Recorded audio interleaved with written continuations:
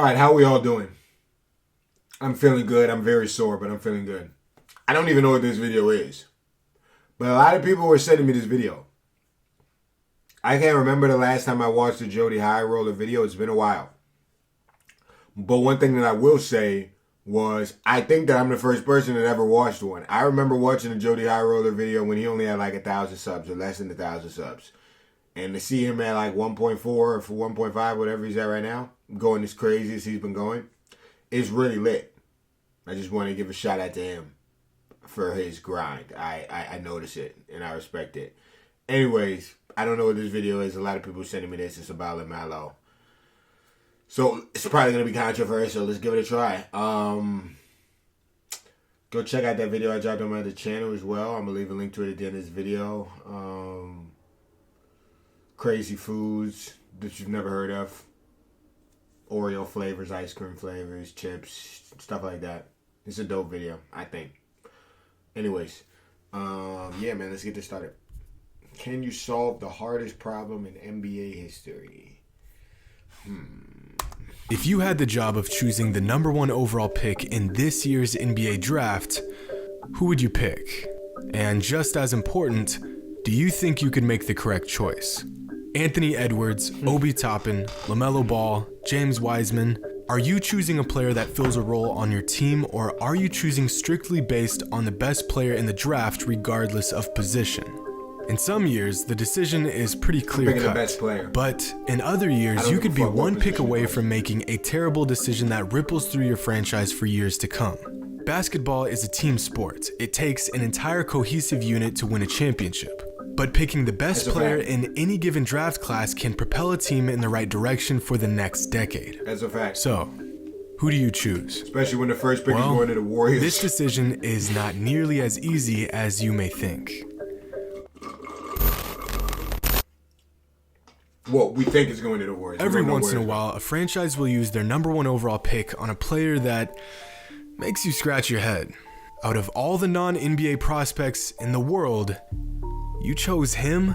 I mean, there's gotta be a reason why dozens of scouts, coaches, GMs, and millions of dollars worth of resources concluded that these players were worthy of a number one overall pick. I know. And like myself, I know more about him than these scouts do. Hey, Scouts had LaMelo at 14, and I literally came in here and said scouts don't know shit. Hindsight is always 2020. It's easy to sit back and say choosing Darko Milicic over I know more than Melo, scouts. D-Wade, I'm basically and Chris Bosh an was a NBA terrible fucking scout. Is what I'm decision trying to say. 17 years after the fact.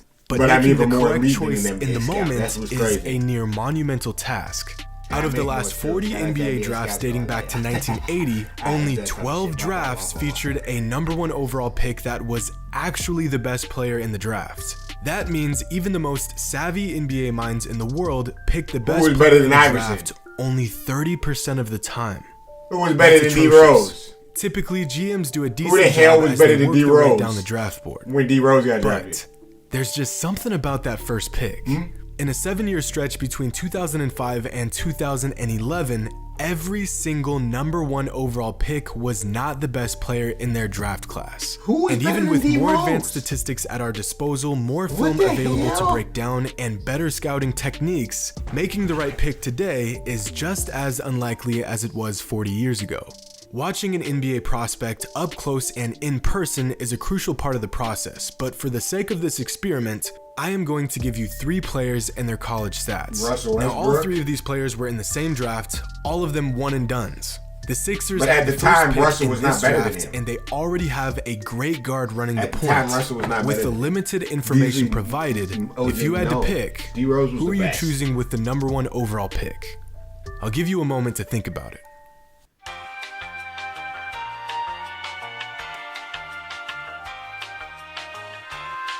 Oh, so you guys want me? So I'm supposed to choose between LaMelo and have you made a decision? Anthony? Hopefully, you've made the correct one. Because out of these 3 prospects, one of them has had by far the best NBA career so far. Oh, yeah? Now, it's still very early in their careers, but Jason Tatum has asserted himself as the best player in this draft. Oh, I thought we were supposed to. I thought that was LaMelo in them. I didn't realize that it was.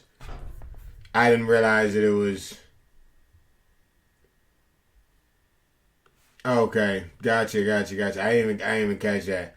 All right, so if I wouldn't have known, hold on. If I wouldn't have known, I would have chose. So I mean, I guess you would have chose Markelle Fultz, right? But then you would have been wrong because Jason Tatum had the lowest numbers. Because out of these three prospects, one of them has had by far the best NBA career so far. Now, it's still very early in their careers, but Jason Tatum has asserted himself as the best player in this draft. Of course, making a decision based off of just stats is tough to do. But even with the advantage of watching the kid play, GMs and scouts across the league felt that he was only worthy of a third pick in the draft. If the Sixers picked Tatum instead of Fultz with the #1 overall pick, it is very possible that they would have made a trip to the finals by now. That year? But making the correct pick is not as easy as it seems. So I don't know. Let's give this another shot. Here are 3 more prospects. This time, all 3 players the same position. Here are their pre-NBA numbers. One of them being an international player, one of them being a 2-year college guy, and the other being a one and done. The team with the first overall pick needs a stretch forward that can space the floor and get the ball inside. Now, make your pick. I'd probably take the mid. I'd probably take the middle. Why do I feel like it's going to be the dude all the way on the left? But I'd probably take the middle. Which player did you choose? Well, hopefully, it was prospect number 1, because this player is soon to be a 2-time league MVP.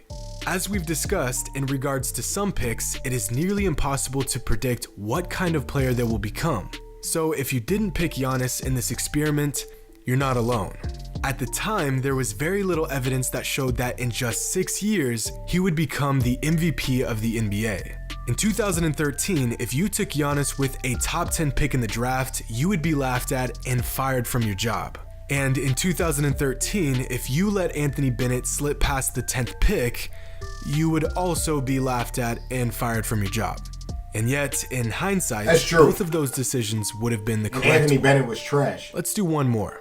This time around, we have 3 guards, each with their own sets of strengths and weaknesses and all with very different games. In this situation, your team does not need a guard, but you know that the best player in the draft is going to be a guard regardless. So, who do you pick? This is the LaMelo one. Have you made your choice? Well, in this case, it's far too early to tell who will be the best NBA player in years to come. It's also tough to assess which prospect is the best one because their circumstances and game are all so different.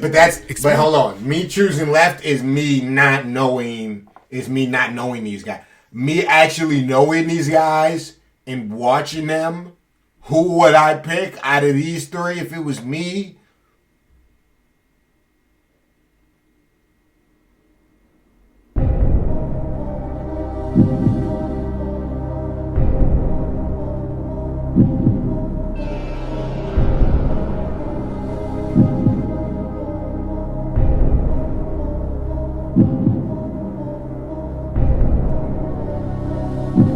I don't even want to say.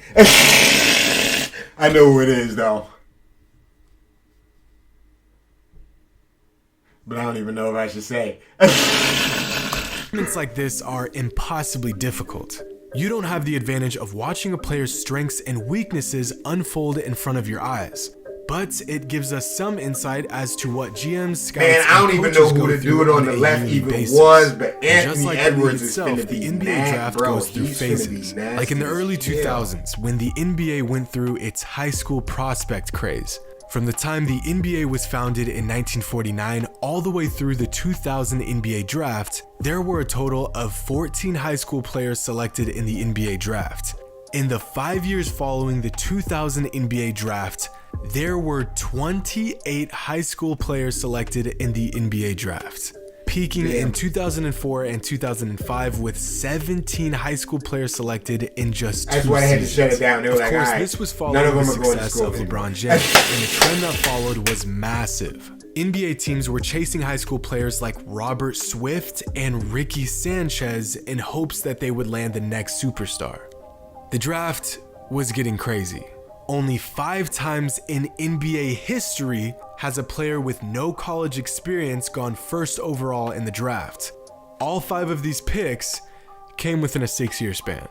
But the odds of a team making the right choice in the NBA draft is slim. Out of tens of thousands of potential prospects, the NBA draft narrows the pool of players down to about 80. 80 guys that have a shot at getting drafted. Out of these 80 players, 60 of them will actually get drafted.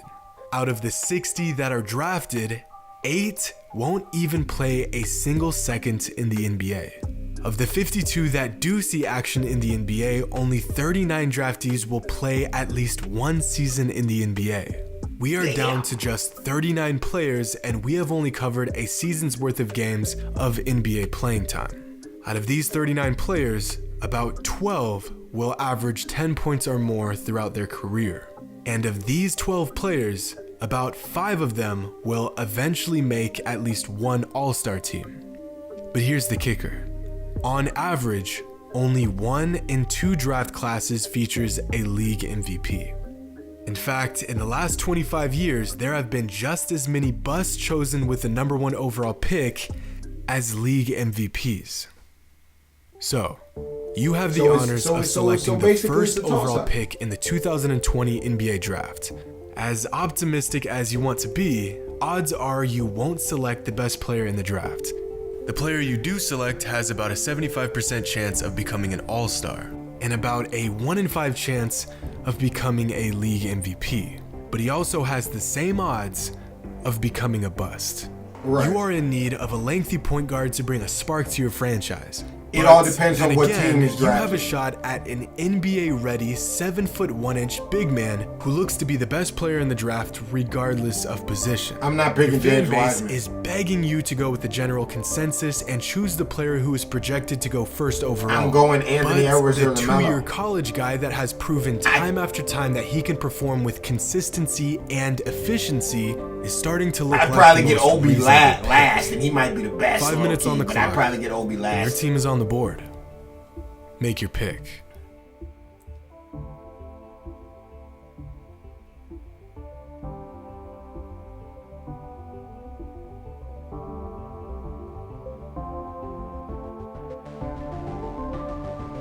Man, it's tough, bro. It's tough. It's to me it's LaMelo or a. It's a 2-man race for the first pick in the draft. In my opinion, it's a 2-man race.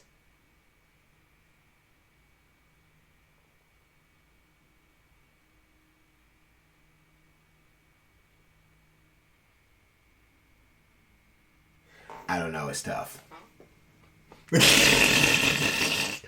I might go. I don't even want to say.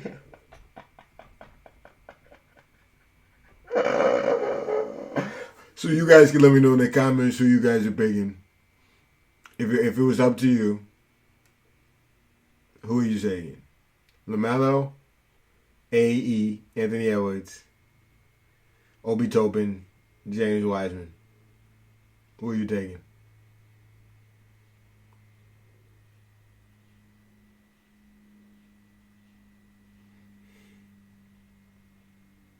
I'm not even going to say my answer. I'm going to think it over a little bit more. I might even do my own video like this when it gets a little bit closer. My little draft preview video.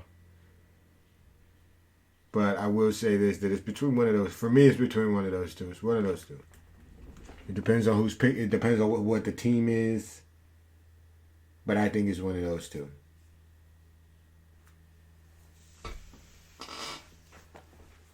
That's going to do it. I'm out of here. Like I said, leave comments on who you guys would pick. I'll leave a link to Jody's channel in the description. Go check him out. Tell him OSN sent you. And yeah, go check out that video at the end of this one that I dropped on my other channel. Dope foods that you've never heard of. All you gotta do is just click it. It's gonna pop up in like 3, 2. Let's just get the nasty Oreos out the way. First up, hot chicken wing Oreo. Yeah, it's actually a thing. Can't believe it. looks disgusting. I'm gonna see if I can maybe find it, maybe buy it.